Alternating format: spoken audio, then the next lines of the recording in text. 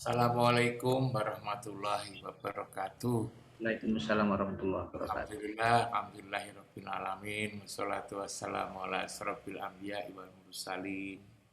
Sayyidina wa maulana Muhammadin wa ala alihi wa sahbihi ajmain. Amma ba'du. Yang saya hormati, yang saya muliakan para senior. Ada beberapa guru besar, para ahli tafsir, dan Mas Husna ini yang selalu ngatur ini.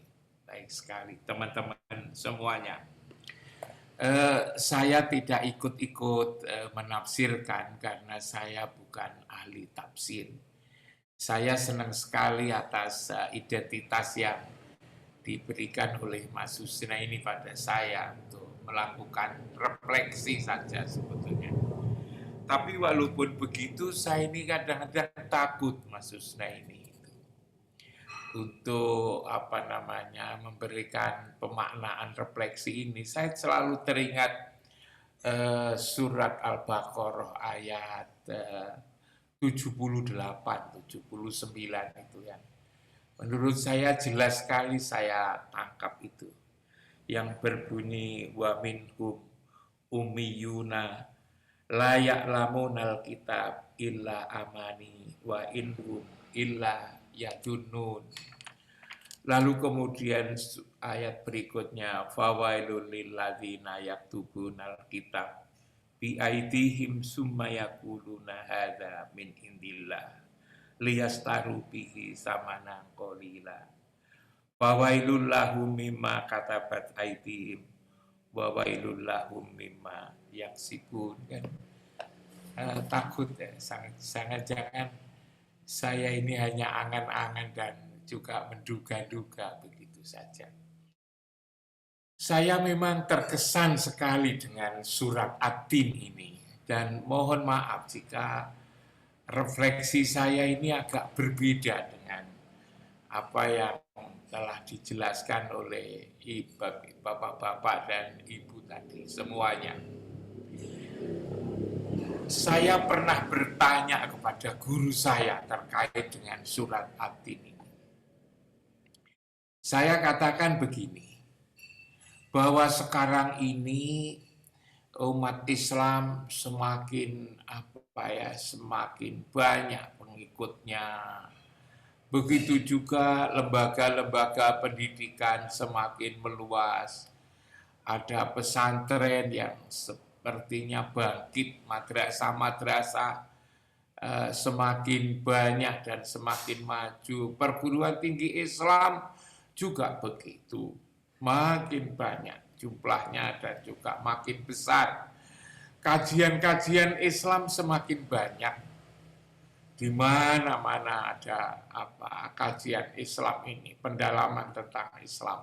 Lalu saya bertanya, gimana kira-kira akhirnya itu, endingnya itu semakin baik ya dengan adanya lembaga pendidikan yang tadi saya gambarkan, ekonomi Islam, politik Islam dan seterusnya. Itu endingnya gimana?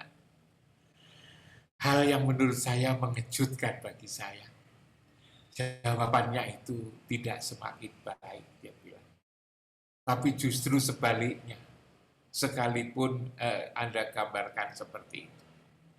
Atas jawaban itu saya tanya, saya komentar, itu menurut perspektif Quran mau saya.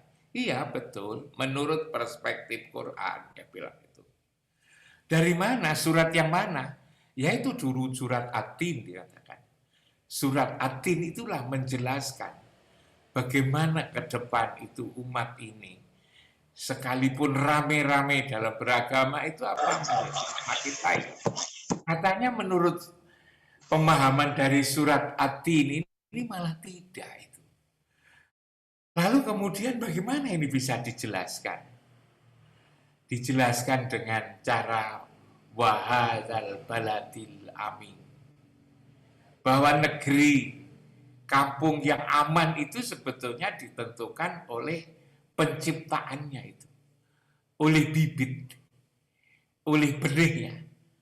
Kalau benihnya itu bagus, maka akan menjadi bagus. Tapi kalau benihnya kurang bagus, maka juga diapa-apakan pun ya, disekolahkan agama, dipesantrenkan, diajak ngaji agama, macam-macam itu akan sulit itu. Karena bibitnya kurang bagus.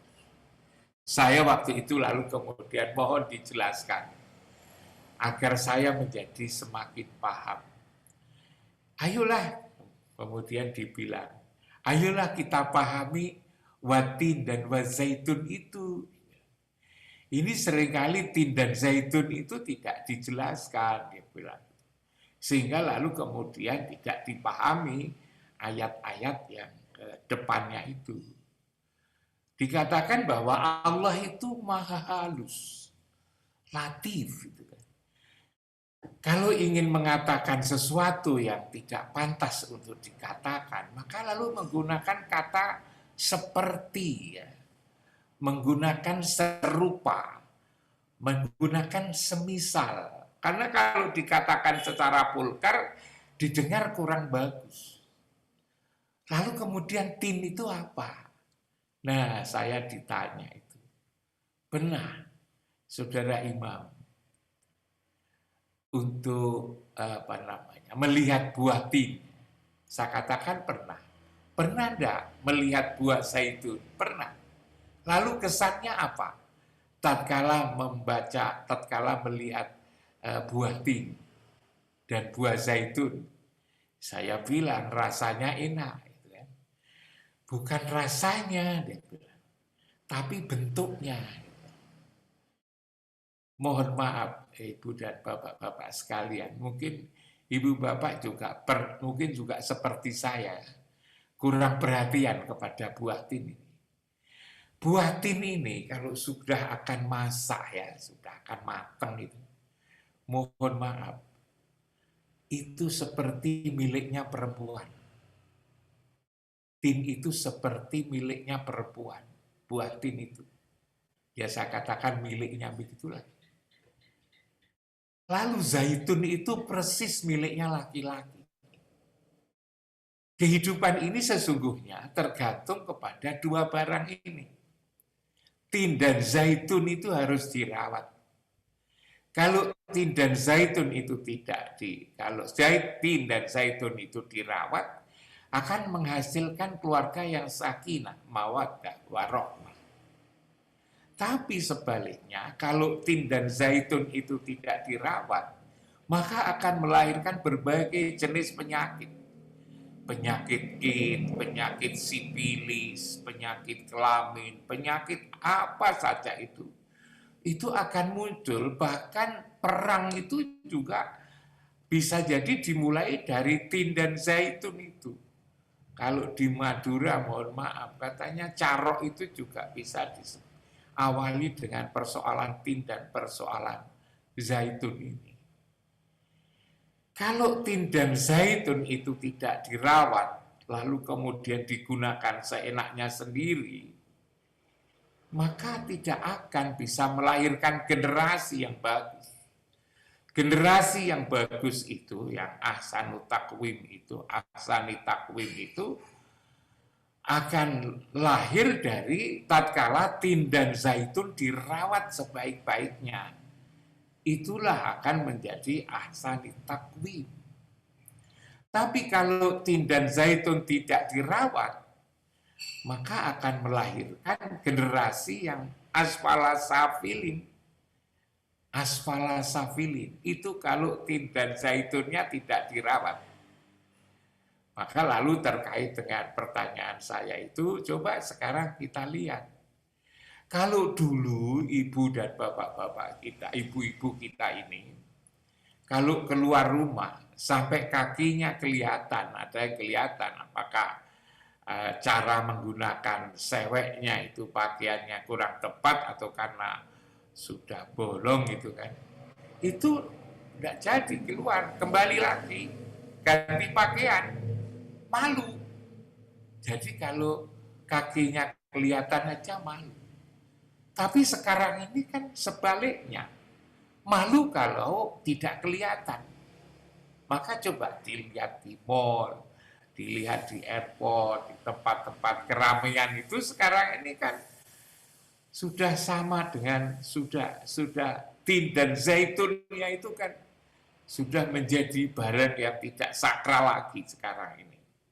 Nah kita ini itu lahir dari ibu yang solehah ya, menutup aurat. Tetapi sekarang ini sudah kayak begitu itu. Tetapi menjaga tin dan zaitun ini juga bukan perkara gampang. Tidak cukup hanya lalu kemudian pakai Satpol PP atau pakai Satpam itu kan. Yang bisa menjaga tin dan zaitun itu adalah orang-orang yang na'amanu wa amilus sholihat gitu kan. Orang yang beriman dan beramal soleh. Itu hati yang harus yang dijaga, yang mampu menjaga itu adalah iman yang ada di dalam dada ini. Iman itu adalah orang yang mengikut Rasul sebetulnya. Orang yang mengikut Rasul itulah sebetulnya disebut dengan mukmin. Kalau manusia biasa itu kan manusia itu yang tidak ikut Muhammad Rasulullah itu kan perilakunya kan kurang begitu selalu berkonotasi negatif. Dulu pernah saya sampaikan manusia itu kalau disebut dengan insan, innal insana li rabbihi lakanut, innal insana layatgha, innal insana lafi kusrin, innal insana ladzulmun mubin, doluman jahula, kafuro, jidala, do'ifa, faturo, dan seterusnya itu. Tidak ada yang diseru untuk masuk surga itu. Bagaimana agar manusia itu menjadi baik? Manusia jadi baik itu harus mi'raj. Harus mi'raj. Mi'rajnya itu apa? Lewat sholat sebetulnya. Jadi iman itu adalah orang yang telah mi'raj, manusia yang telah mi'raj, sudah menjadi pengikut Muhammad, umat Muhammad. Lalu kemudian tatkala disebut umat Muhammad, itulah amal soleh sebetulnya. Karena itu amal soleh itu sebenarnya bisa kita maknai secara mudah, itu adalah sholat. Apalagi lalu kemudian bahwa sholatlah yang pertama kali dihisab. Awwalu ma yuhasabu bi yaumal qiyamah as-sholat. Jadi sholat, iman dan mengikut Rasul dan sholat. Nah, penjelasan tentang sholat ini juga luas sekali. Orang memaknai doa, tetapi seringkali kita tidak memahami secara dalam siapa sesungguhnya yang sholat. Yang sholat adalah diri sebenar diri. Kepada siapa? Kepada Allah. Allah itu siapa? Gitu kan. Lalu kemudian kapan sholat, di mana sholat, apa yang dipersembahkan, lalu juga kembali sembah seperti apa. Hal-hal seperti ini sebetulnya juga agak ini tatkala kita ingin betul-betul memperbaiki itu.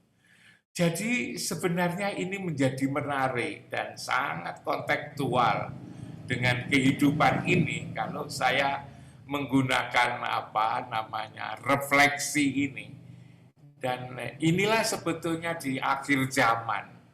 Di akhir zaman orang sudah tidak peduli lagi dengan tinnya, dengan zaitunnya, lalu diumbar, lalu kemudian tidak bisa melahirkan ciptaan yang sebaik-baiknya. Dan bagaimana akan bisa melahirkan ciptaan yang sebaik-baiknya? Kalau tin dan zaitun tidak dirawat. Dan kalau tin dan zaitun dirawat, maka akan menjadi bibit unggul. Lalu kemudian bisa melahirkan baladil amin. Baladil amin itu adalah tatkala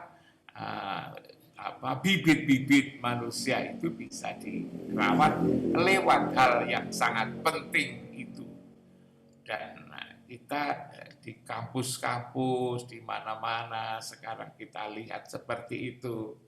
Dibilang makin modern, lalu dengan modern malah lalu kemudian menjaga tin dan zaitunnya saja, lalu kemudian tidak mampu. Akhirnya apa? Akhirnya masyarakatnya ya seperti ini. Masyarakatnya kacau, bohong-membohong, tipu-menipu, tindas-menindas, menjatuhkan orang, meninggalkan orang, bahkan lalu kemudian bertengkar, berselisih, bahkan bunuh-membunuh, harga manusia menjadi tidak ada. Ini sebetulnya diawali dari tin dan zaitun ini. Karena itu maka pendidikan yang bisa mengarahkan kepada persoalan itu menjadi sangat penting. Inilah refleksi saya dan saya tidak sampai kepada akhir ayat ini, tetapi saya kira ini memang penting, mendasar sekali. Mohon maaf, barangkali bisa dijadikan bahan renungan, bahan pertimbangan, bukan bahan keputusan. Bahan pertimbangan aja, bahan renungan. Lalu informasi ini Pak Fatkur Rahman itu kemarin sudah dilantik menjadi wakil dekan Fakultas Agama. Saya juga nyebut-nyebut sedikit itu, kalau di kampusnya digalakkan seperti ini luar biasa Pak Fatkur Rahman. Saya kira itu Mas Husnaini, terima kasih sekali.